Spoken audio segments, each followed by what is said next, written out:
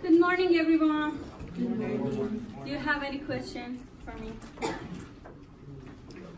So, I'm going to kind of review previous chapter because I guess I was missing something I didn't mention. I want to mention those. And then after this, I'm going to solve one question about estimate lift plot. And then we start chapter 2. Okay? And then your assignment for chapter 1.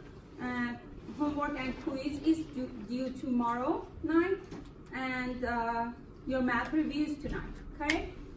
And for those who had trial, I think they changed the policy for some reason and I didn't know. Now I extended the trial. I asked.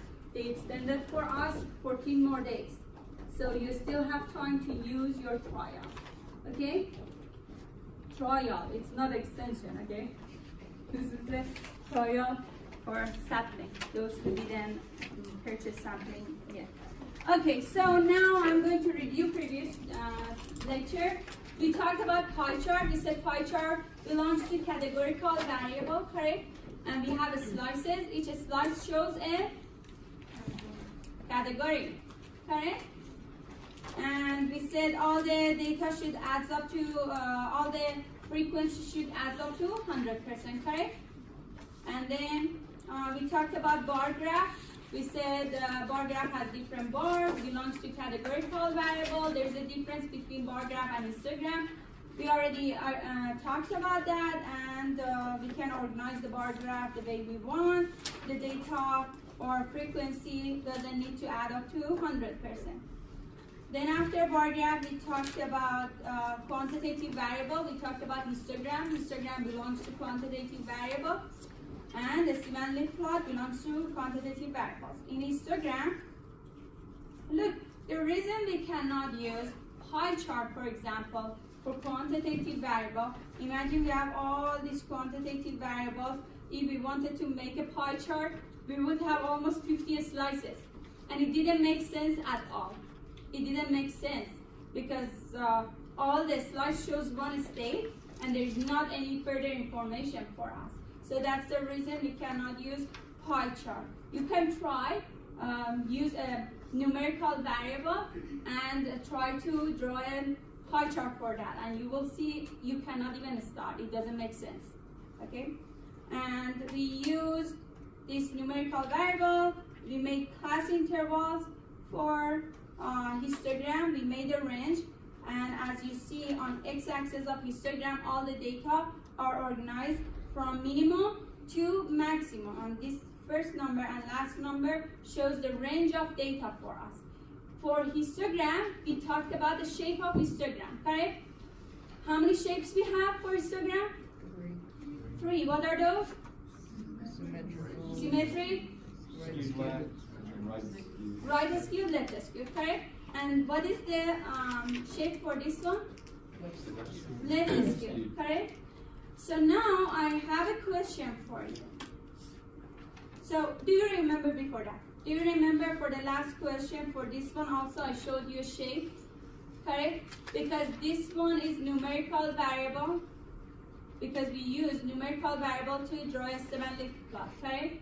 And then this one also we use numerical variable, as we know histogram also belongs to numerical variable, correct? So now you tell me, what is the shape of bar graph? Think about this. There's no shape. There is no shape. Correct, because bar graph belongs to categorical variable. We cannot explain shape for bar graph or categories.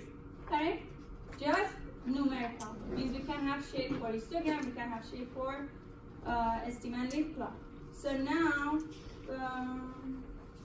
this was the estimate lift plot we made last time.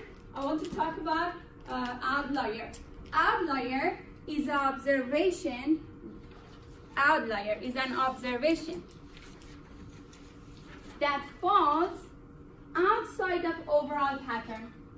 Means the outlier stands out. It's far from other data.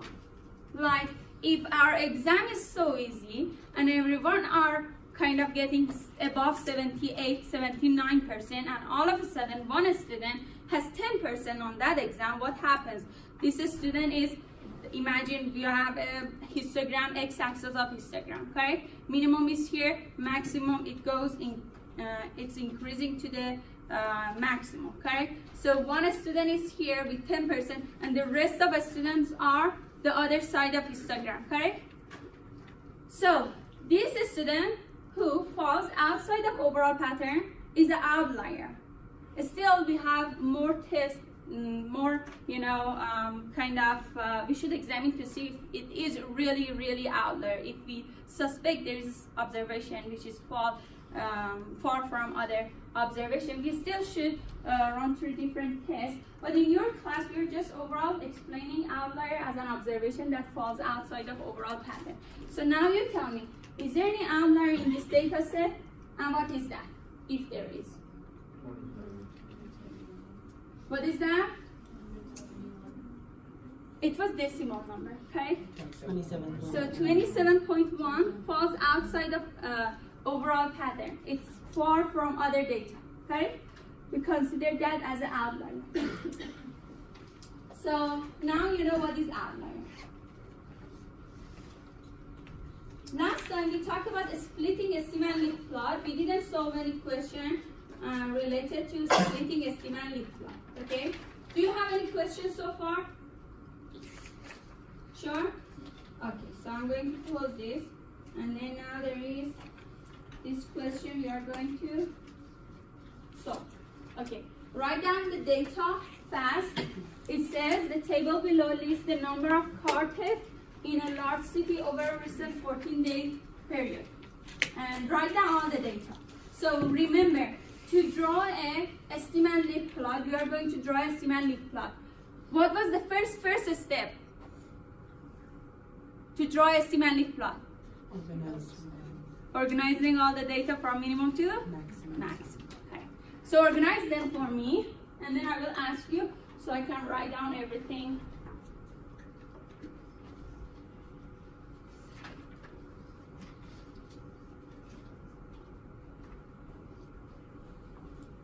And beside that, write down all the different part of this question and leave a whole page empty, because later I'm going to use the same problem, same question to solve and continue. Just leave one whole page empty. We will go back to this question later. Okay?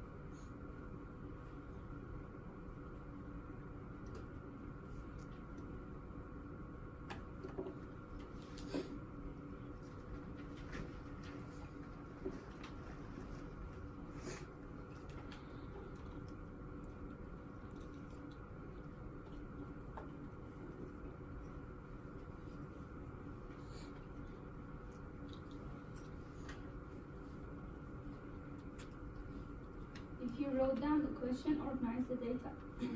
Organize from minimum to the maximum. Did you do that? Okay.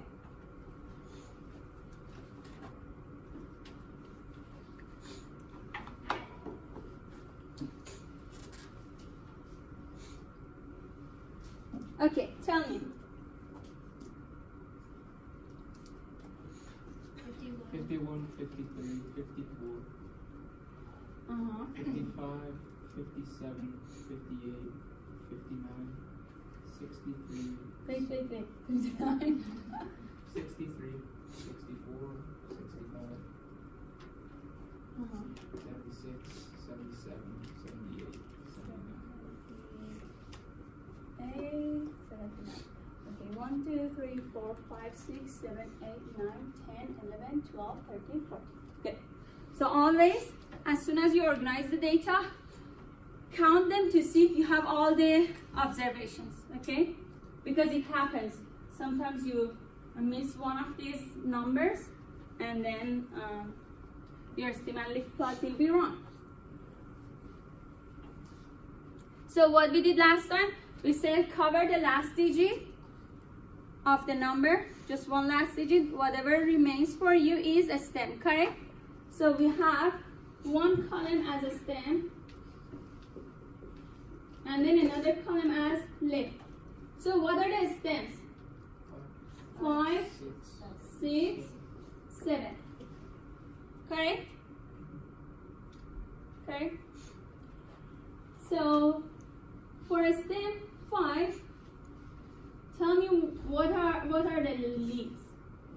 1, 3, 4, 5, 7, 8, 9. Correct. And then for a stem 6, 3, 4, 5. just this? Okay. For a stem 7, 6, 7, 8, 9. 8, 9. Correct? So this is a stem and lift plot. This is the original one. Now I want to use this to split the stem. So what we do, we again have same columns, but we will repeat 5 2 times. Correct? We will repeat 6 2 times. We will repeat 7 2 times. Front of the first 5, we should list all this leaf from 0 to 4, correct? So, what leaves belong to this one? 1, 3, 4. That's it, correct? Front of the second 5, we should list all the number from 5 to 9. So, what are those? 5, 7, 8, and 9. Correct? Do you have any questions so far? Do you understand this, what we are doing? Okay, great. So, continue. 6, front of 6, all the number from the first 6. All the numbers from 0 to 4. 3 and 4. And then what about this one? 5. So now, front of the first 7, we should list all the leaves from 0 to 4. What should I write down? Nothing. Exactly. And then we will list all the numbers from 5 to 9. So remember, nothing is really different from 0. If you had 0 here, you would have 17 in your data set, correct? But if you don't have anything or something like this empty, means you didn't have that stem with any leaf front of that. From 0 to 4. Are we good? Oh, so now I'm going to start chapter 2. In chapter 2, we are going to talk about different measures. Last time, we talked about different graphs for categorical variable, for numerical variable. Now we are going to find a measure. So we never can rely on our eyes just by looking at a graph, say, and talk about the graph. Most of the time, to kind of as a backup, we should have some measure to support our claims or support our interpretation. So now we start with some measures. You remember last time we talked about measure of centers? I didn't continue. So now in this chapter, I'm going to talk about measure of centers. We have two measures of center. What are those? Do you remember I said something last time? Measure of centers, median and? Okay. So write down measures of center. We are going to talk about two of them in this chapter. Mean and median.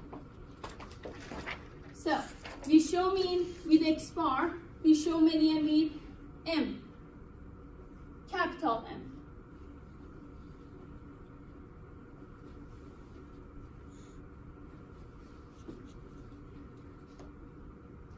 Then we have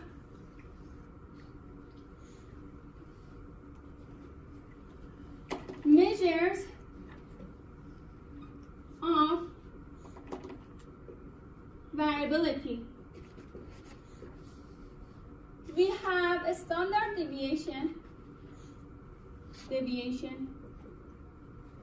We show that with S, standard deviation. Show that with S. And then we have quartiles. We have Q1 and Q3 that we are going to talk about in this chapter. So A, measure of center, we have two of them. B, measure of variability, we have two of them. We'll talk about two of them in this chapter.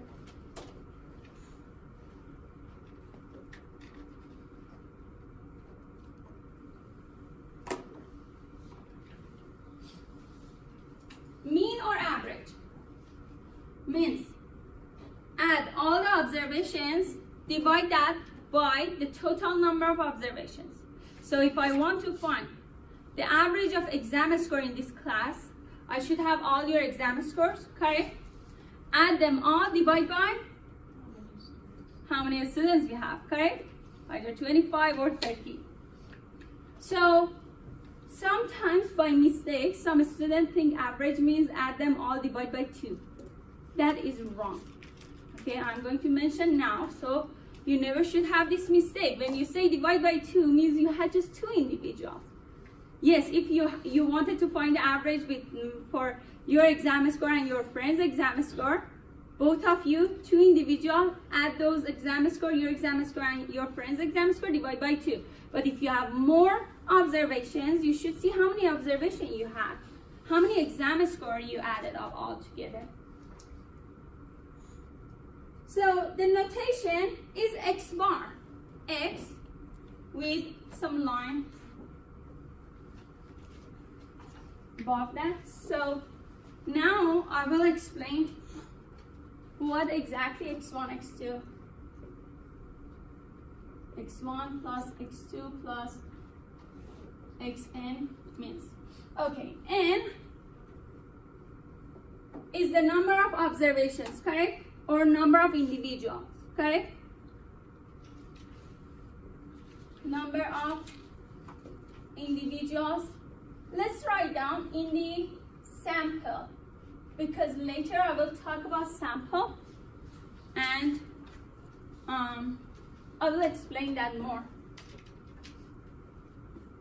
So N is this, X1, X index 1 means observation number 1, the first student, exam score for the first student, okay? Observation number 1. And then 3 dot means continuing, so still we are adding up whatever numbers we have, and then Xn is observation number N. Observation number N means the last observations, okay? So if we have 30 students in this class, we will say observation number 30, student number 30, okay? So these are index. 1, 2, 3, 4, all of this up to n is index. Do you have any question about this? So now, you will see another thing here. 1 over n, summation, this is a Greek word summation.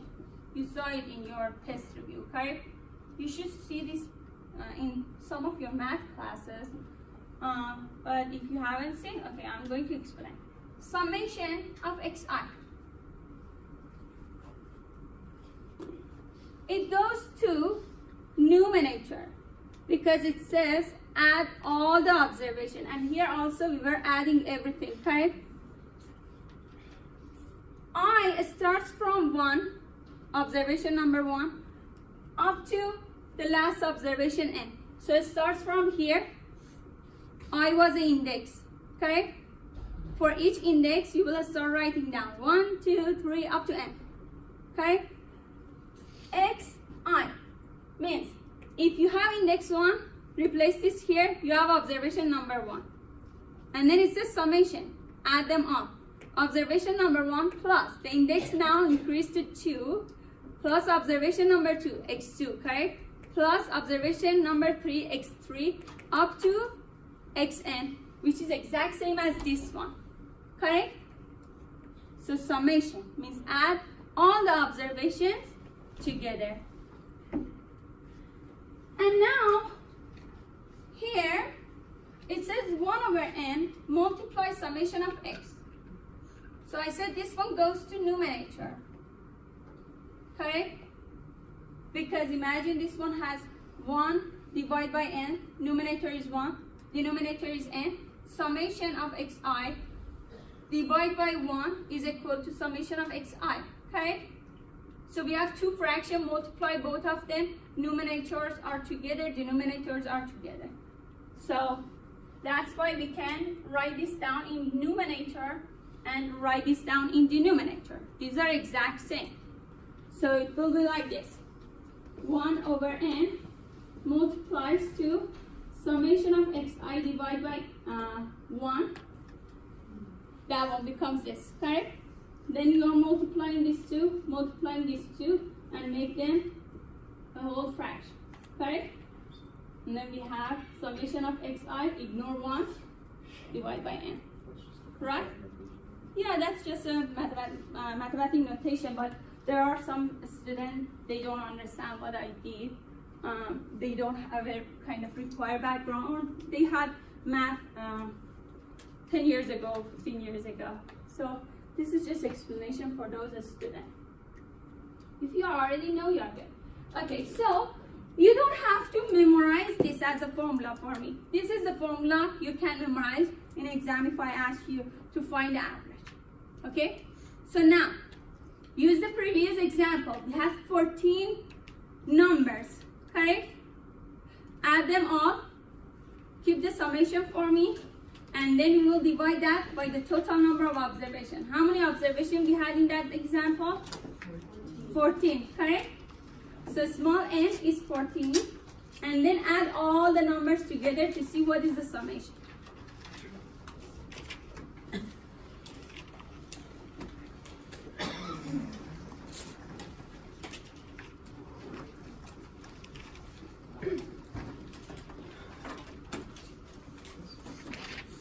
Now, for your information, to find the mean, you don't have to organize the data.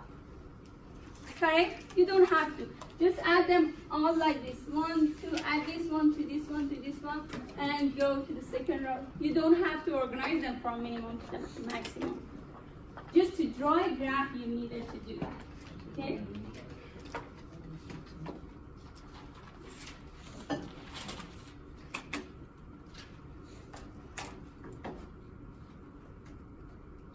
So I want 2, 3, 4 people or more do this because we will compare the result. So I don't write down the wrong result here. So I will write down x equal to 51 plus 76 plus 53 divided by 14.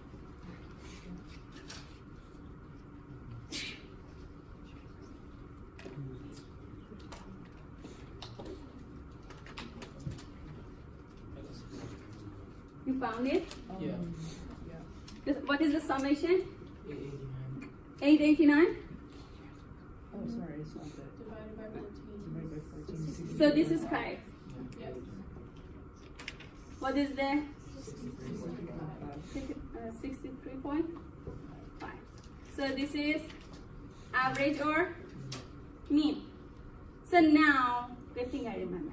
So, do you remember unit of measurement? So numerical variables have unit of measurement, correct?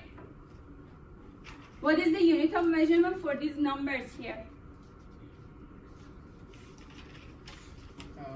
Unit of measurement. Correct? Cartef per day is unit of measurement for this data set. This is a numerical variable, correct? So my conclusion, whenever you find mean, average, you should not leave it like this. What you should write down after this? Unit of measurement. Exactly. Unit of measurement, which is car theft per day. So how we read this? We will say on average, we have 63.5 car theft per day. Correct? So always in exam, everywhere you have mean, you find mean, you should have a unit of measurement in front of that. Otherwise, that number is meaningless. Good?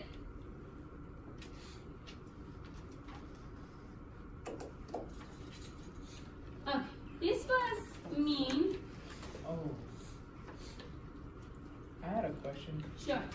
How would we set up the equation that we just did with the numbers for the chart in that other notation with the E?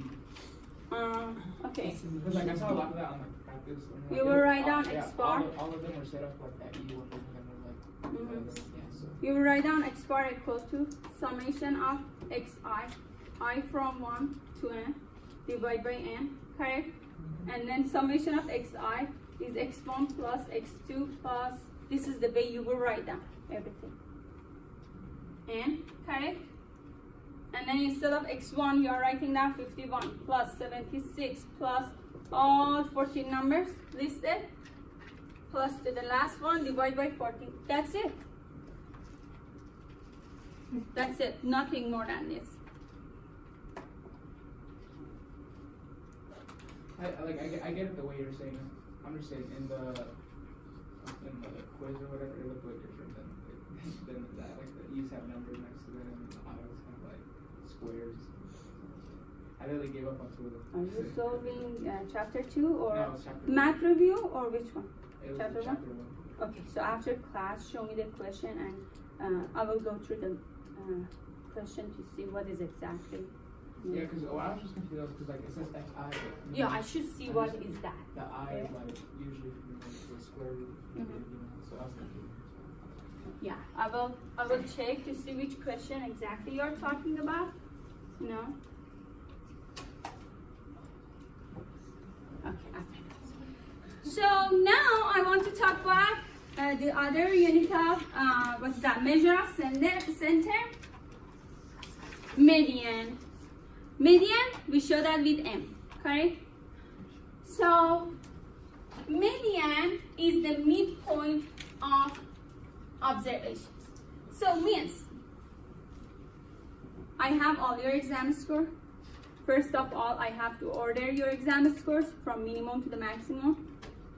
And then there is one exam score, one student who gets the midpoint or median score. So, if I organize all of them, that person will be middle. 50% of all other students has a score lower than this person. 50% of other students will have a score higher than this student. So this student is in middle of observations, middle of exam scores. So we call that median. So median is midpoint. So now, how to find the median. So it's easy. If you have a small data set, just organize them all from minimum to the maximum, and then you can cross the first and last and reach the mid part.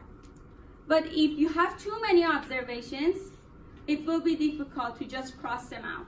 So we have a general formula to find the median. I will go through all this formula, but at first I should use an example. Okay, I will write down two different data sets. We will use this data set to talk about median. So the first data set I have 11 observations, 5, 2, 7, 4, 10, 10, 12, 3, 16, 14, 11. And then the other data set I have 12 observations, 5, 2, 4, 7, 10, 11, 12, 3, 12, 11, 14, 16. So the first thing you should do for me is to organize both of these data sets for me. So without organizing the data set from minimum to maximum, we are not able to find median. Correct? So organize the data from minimum to the maximum.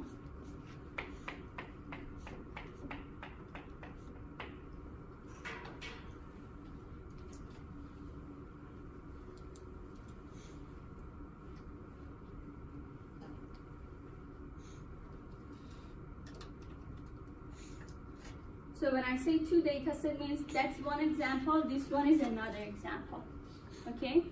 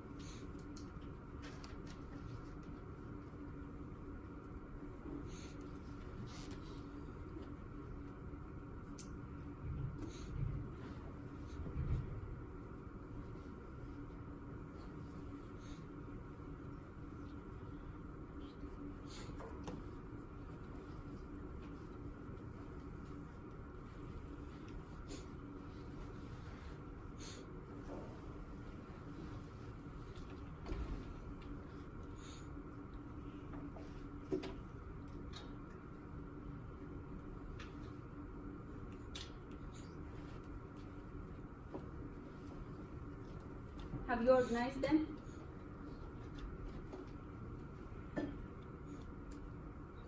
Done? Okay. So for this one, tell me, from minimum to the maximum. 2, 3, 4, 5, 7, 10, 14.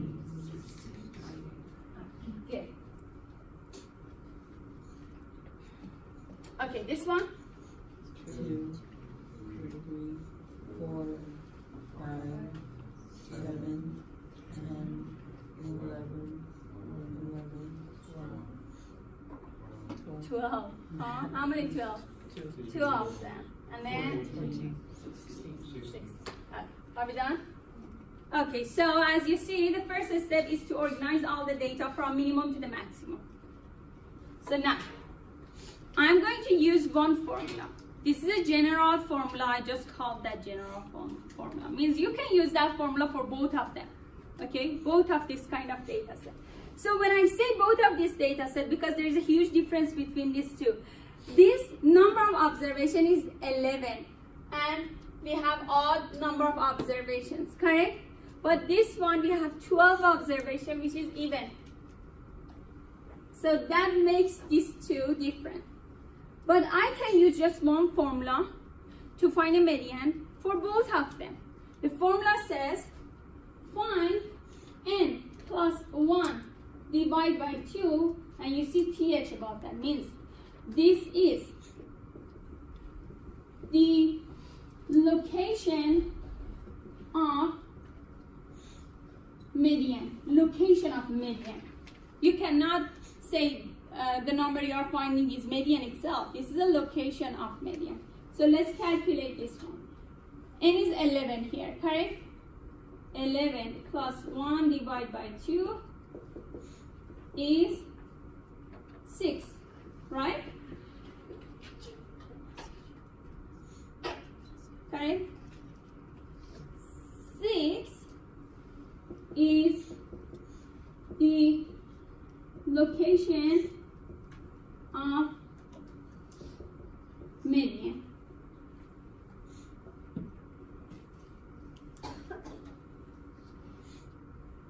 So I already organized all the data from minimum to the maximum, correct? You can say this is the first observation, this is the second observation, third one, 4, 5, 6. So what is this? Median. So I said 1, 2, 3, 4, 5, 6. This is observation number 6. This is the median. So for this data set, median is 10.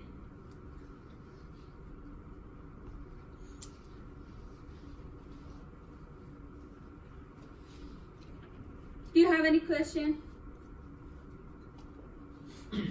Sure? Don't get confused, please. When you find this, don't think this is median. No, this is not median. This is the location of median.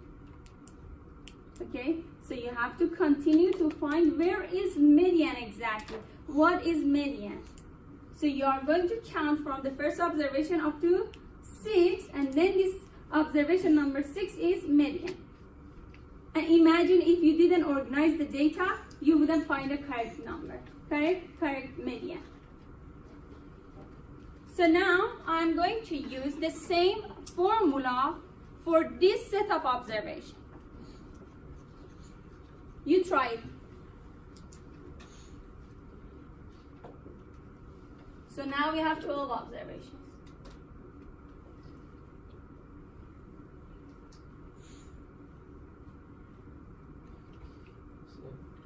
Hmm? 7. Oh, it's plus 1? Yeah. Oh, okay. So 13 divided by 2 is 6.5. So there is a difference. That one, we could easily find the median without any decimal, and it was just a whole number. We found a whole number as a location for median, correct? But here we have 6.5. Now think about my question now. Listen. So 6.5 is between two numbers, correct? Between which two numbers? 6 and 7, correct? That's it. So 6.5 is between observation number 6 and observation number 7. Right? Now I should find observation number 6. Then observation number 7. And median is between these two. So 1, 2, 3, 4, 5. This is observation number 6. This is the observation number 7. Correct? So 10, 11. Median is between these two. Between 10 and 11. How to find that? We find average of these two to be able to find median. So 10 plus 11 divided by 2. Average, We have 2 observations, that's why the denominator is 2. Remember. 10.5. What is this? Median. So why this happened? Because here we had odd number of observations. Median was exactly middle of data, and it wasn't like we didn't have to find the average between any numbers. Median was there, just here. That's because it was odd number of observation. Here we have even number of observation. So imagine 50% of data in one side, 50% of data one side, and median is missing between these two sets, correct? So we should find a median, that's why. It's between these two numbers. So now I said this is a general formula because you use this formula, you got a decimal number, correct? And now you know how to perform everything, how to continue this. Let's call this method number 1. And then I'm going to explain the second method for even number of observations. Even number of observations. So we have 2 ways to find the median when we have even data set. If you have odd data set, that's it. This is the only way you can find it, okay? Don't get confused. Just please, I want to make it clear. If you have odd number of observations, this is the only way. This is the only formula. But when we have even number of observations, we can use 2 different methods. Both of them should give us the same result, correct? These are different ways, just different ways. So it says, if you look at the note, it says, first find n divided by 2, n divided by 2, then find n divided by 2 plus 1. So the formula is different now, correct? We have 12 observations. So observation number 6, correct? Then we have 12 divided by 2 plus 1. 6 plus 1 is observation number 7. So what this says, it says instead of finding decimal like this, you can directly find observation number 6 and 7 and say median is between these 2 observations. That's it. Everything is the same, correct? And then what we should do, find observation number 6, 10. Find observation number 7, which is 11. Add them together, divide by 2. That would be median. Do you understand? We just use different formula. So this one is observation number 6. This one is observation number 7.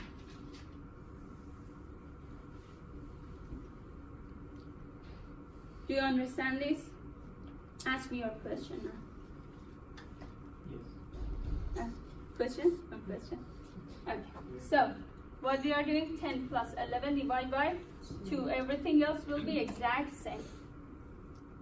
10.5. Correct? No? You don't see that? 10 plus 11 divided by 2 is 10.5. Exact same as this formula.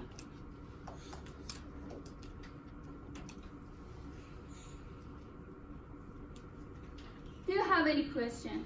I see some confused face. Please ask me your question.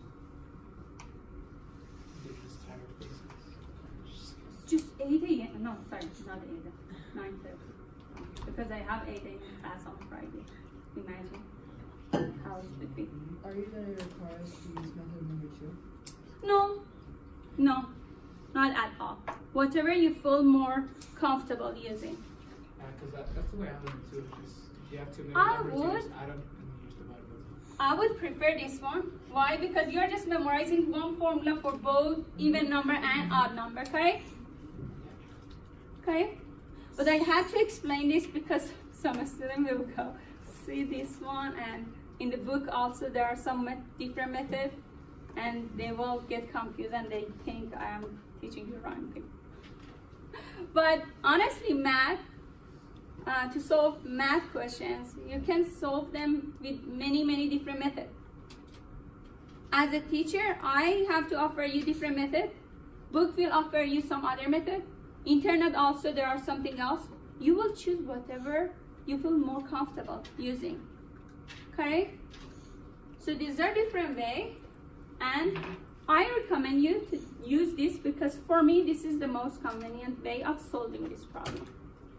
Just remember, you will see decimal here, but you will not see decimal because this is odd number, this is even number.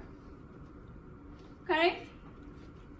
Do you have any questions?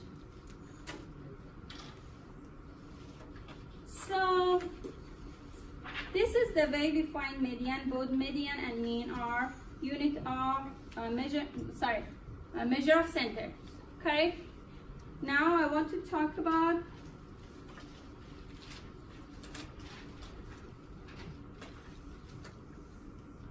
resistance measure. Oh, okay, you know what? Bring that question back. So you can find the median for those numbers. Find the median for those numbers.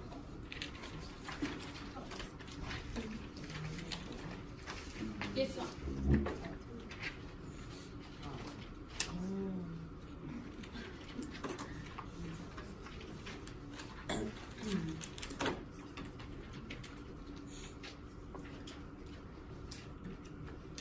And then I have another method of solving this, which is for lazy people. And also if you have a small data set. It doesn't work for huge data sets.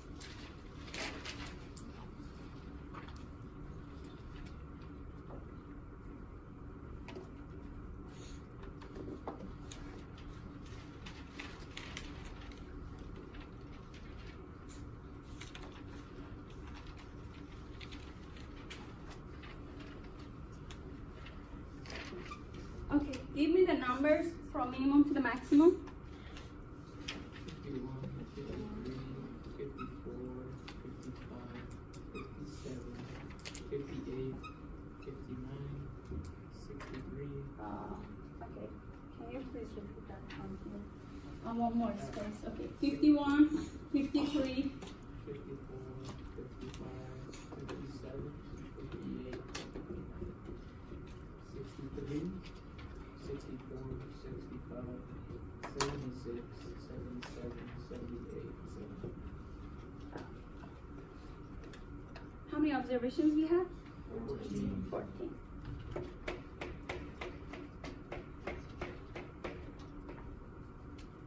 N is 14, correct? N is even, correct? Like this data set, what happens? You should find median between two numbers, correct? So if you want to use method, you will write down n plus 1 divided by 2, right? 14 plus 1 divided by 2.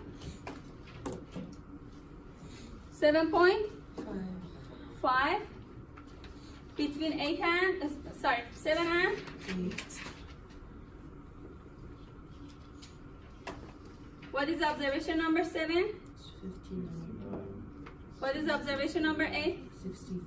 63, right? Mm. So what we do at the end? Add them together.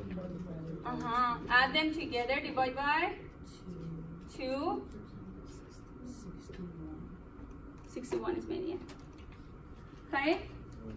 So now the method for lazy people. Actually, I mentioned how you can, use this method. Do you have any question before I show you? Okay, so you list all the numbers from minimum to the maximum, correct?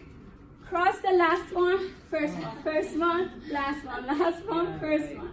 And then you will reach 2 numbers in middle.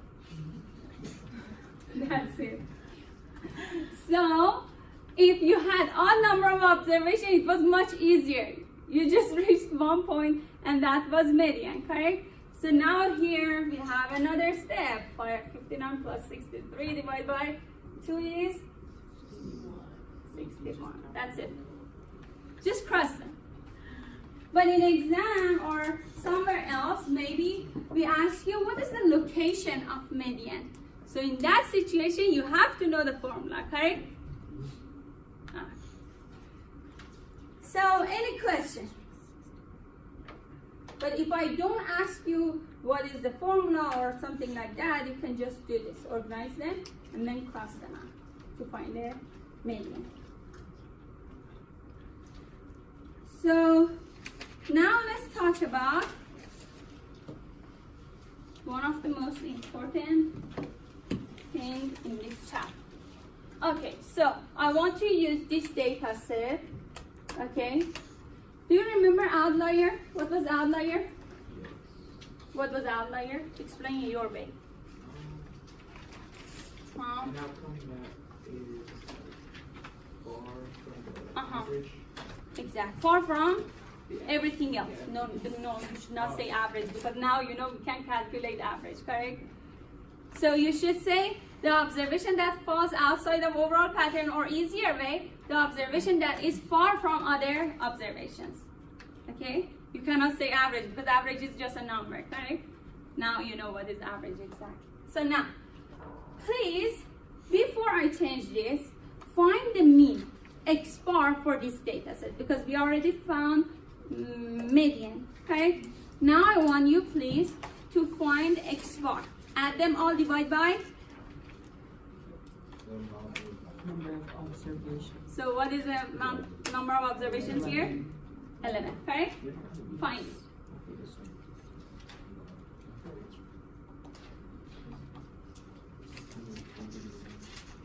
X bar. We already know median is, what was median for this data set? 10. Yeah.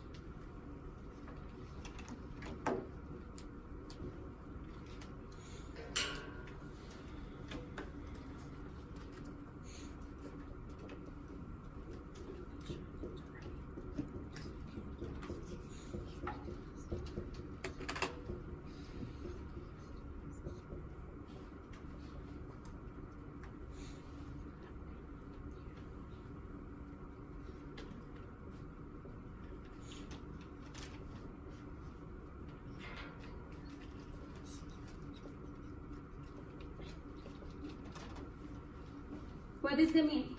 8.5. All of you? Okay, so now you know the definition of outlier. I want a really huge number you give me as an outlier for this data set, the same data set, a huge number. 88. 88. Let's go with 88. It's much bigger so you can see more difference. Okay? Are you sad? Yeah, Last time I accepted your, I think. Now I'm accepting from that side. That's a lie. The last time you got all your information from those guys. You They remember? weighed, it was like a 5-foot person that weighed. Okay, so let's go with him and then that next time we get that. What was that? 65. Because I'm a nice teacher. So next time that group. Okay, so now calculate the mean for these observations. And also calculate median for this data set, okay? So I want median, I want mean. So now the number of data set is, what is the number of data set now? Number of observations? 12. 12. So find mean, find median, both of them.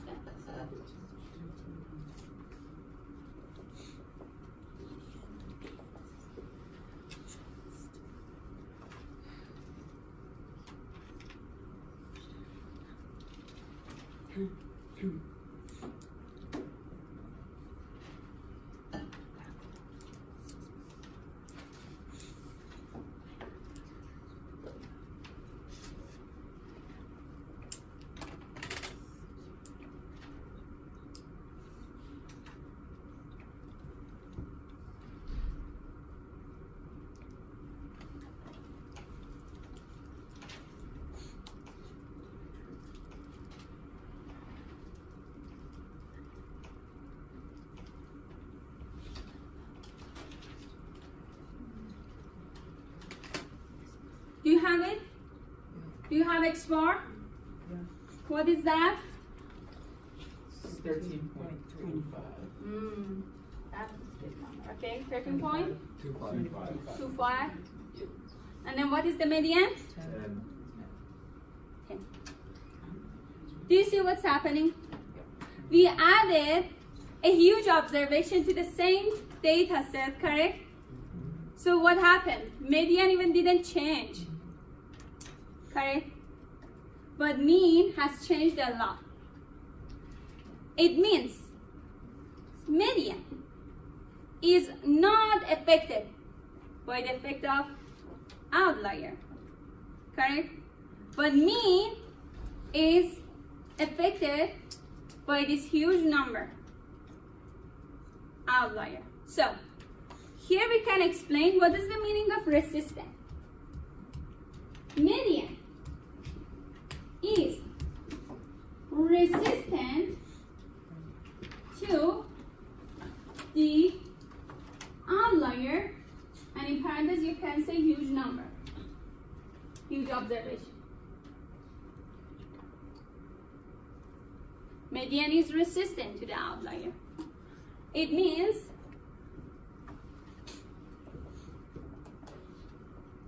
median doesn't change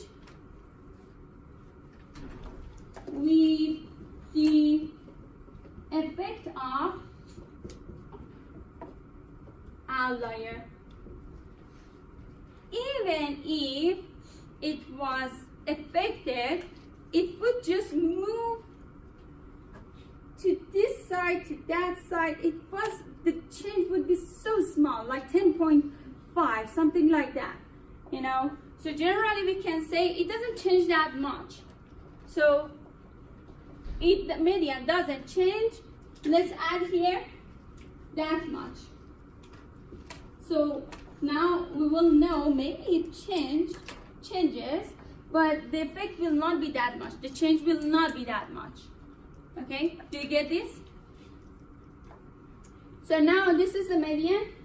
So what can I say about mean? Mean is not resistant to the outlier, means huge observation. It means mean changes a lot with the effect of outlier.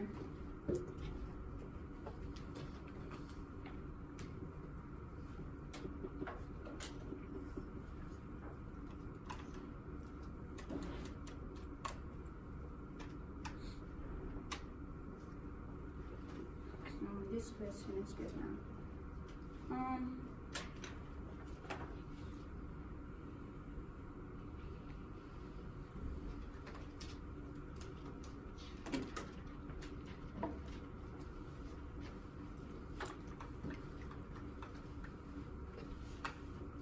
Now, listen to my question, please. If I have a histogram, and in that histogram, I have one outlier, okay? So which one I should prefer, mean or median? So again, I will repeat. If I have a histogram, and there is an outlier in that histogram, Or I have a data set, there's an outlier in data set. Which one I should prefer? Mean or median? Median. Why mean, why median? Whoever said median, explain it to me. Whoever said mean. It's more representative of The mean is the whole average of the charts, Mm-hmm.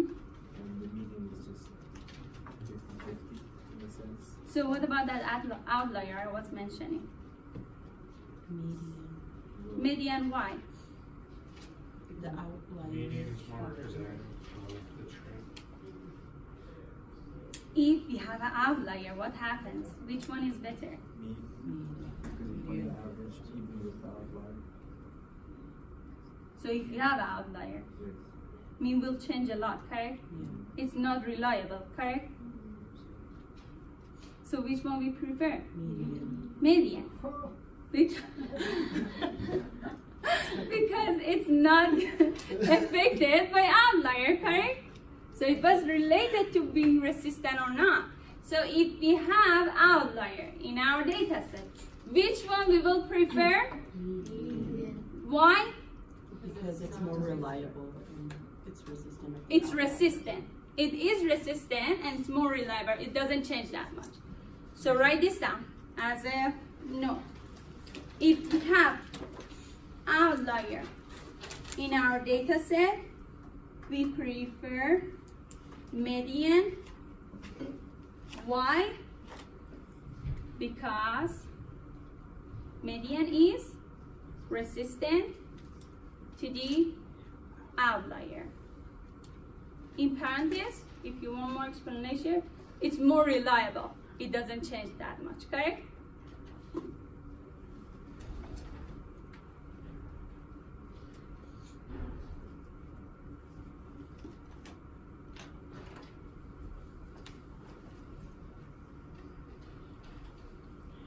Do you have any question? So you missed that? Watch the video later. That was important. Okay, so now I'm going to talk about measures of variability, just one of them. I'm going to talk about quartiles.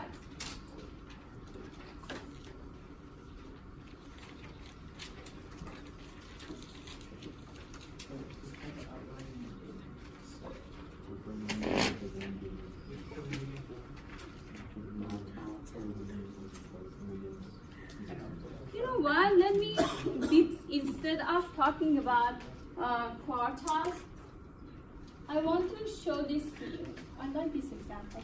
So let me explain this to you. Okay, we have an exam.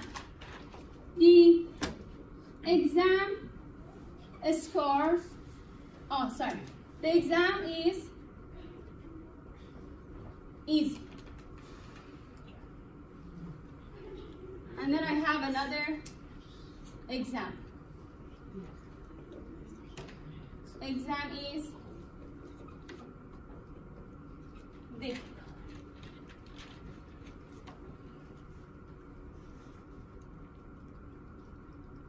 So what happens if our exam is easy? Higher score. Or in another word, most of us students can pass the exam with a good grade. Correct? Is that correct? Yes. So, but what happens if exam is difficult? Most of us didn't get bad score, correct? So let me draw a histogram for this.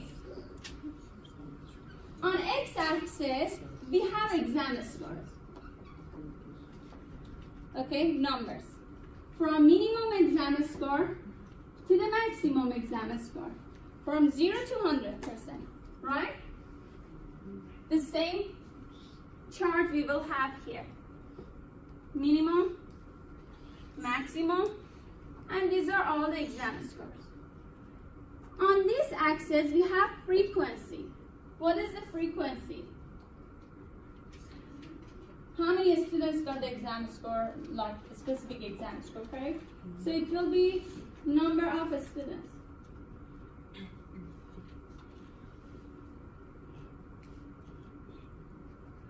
Frequency is number of students.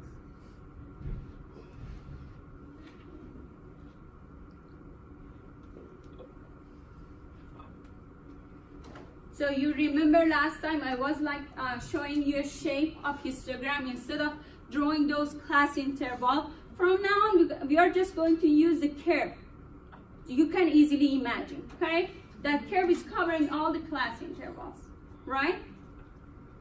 So now, exam is easy, what you said. More students are this side, right?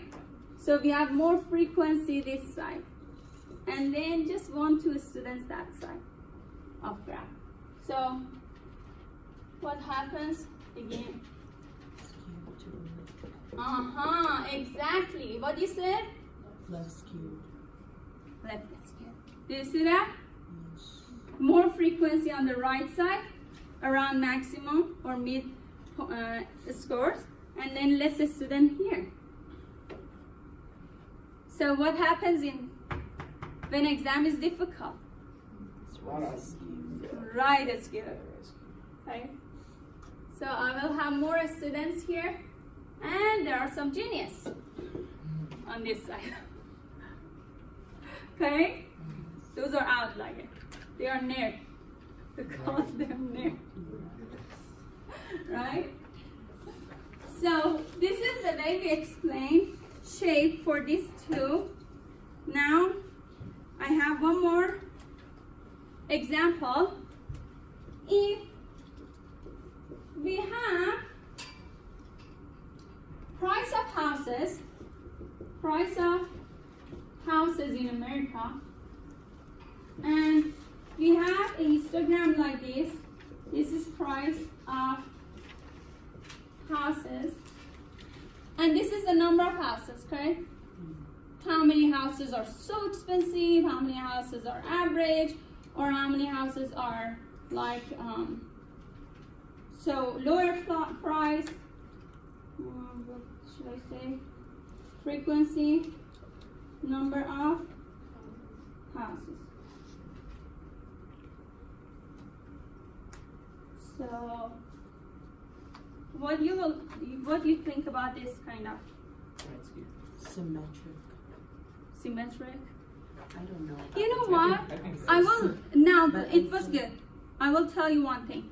There is so rare to have a symmetric distribution in real life data. Nothing is symmetric. It's so rare. So now, keep that in mind. Now tell me what you will imagine. What? Right skew. Right skew. Yeah. Anyone else? I feel like there's a lot of. There's so many like low price houses, you know, Yeah. like just like so many like trailer parks. Exactly. Houses. And there then are some houses super expensive, Yeah, okay? they're so And there are so 1, 2, 3. Okay? Do you understand what's going on? So as he said, there are more houses here or average, and then some houses which are so expensive. Correct? Do you understand this? So people's income also has the same format. There are more people with lower income and average, and there are some people with a really, really huge income. Correct? Salary. So what this tells us, in economy, most of data set will follow the same shape. Right skew in economy. Like price of houses, people's income, this kind of things. Do you have any question? I have more time. I like that. So now that I have more time, I can talk as much as I want. So do you understand this? So you will write this down. Right skewed here. This one left skewed here. You should already know, okay? And this one right skewed. And then you will write this down here. Most of economic data related to economy has the right skewed shape. Okay?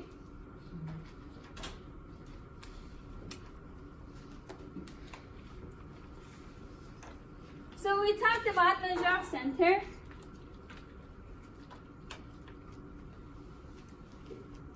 And shape. This is for nursing student. This kind of things I'm writing down here for nursing student and their exam. You will see these things in your exam. So I want to show a right skewed here, skewed, and then a left skewed here. Am I right? This is left skewed. This is right. Numbers on this axis, from minimum number to the maximum number.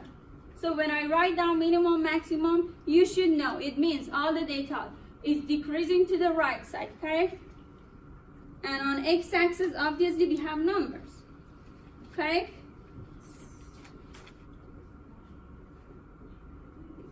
Okay, we talked about mean and median. Now I want to show you the location of mean and median in different shape of, oops, I'm missing symmetric. We need another shape too, symmetric. So draw another one, symmetric.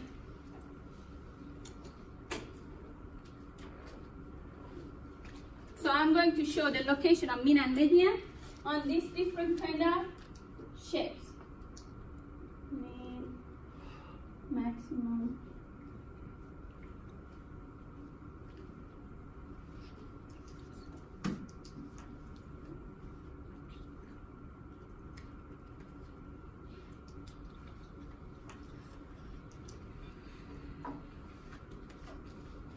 Okay, so now let's show the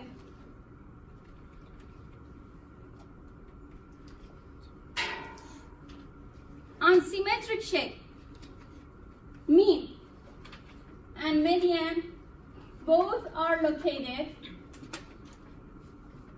here on the peak. Median is a number, average is a number, both of them are numbers. So on x-axis, when I say on the peak, it doesn't mean it's here. The number should be here on x-axis, correct? Mean and median both are the same. Depends on how symmetric the data set is, correct? So now, median on right skewed and on left skewed data set is always around the peak. Always around the peak.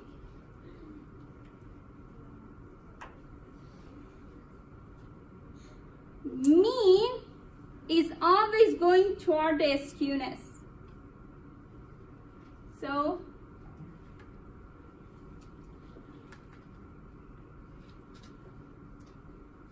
when I say go toward the skewness means maybe here. I'm not like showing perfect and precisely, so it's approximate, right?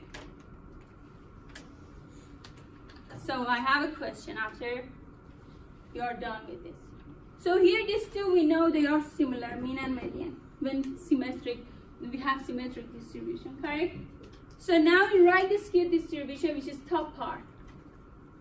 Pay attention. Which one is bigger? Right skewed distribution. Which one is bigger? Mean or median? Why? Exactly. Correct? Right.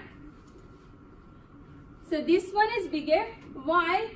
Because it's going to the bigger numbers, correct? And this one is here around the smaller numbers. So mean is bigger than median. So now you should know. In left skewed data set, which one is bigger, mean or median? Median. Correct? Median is bigger.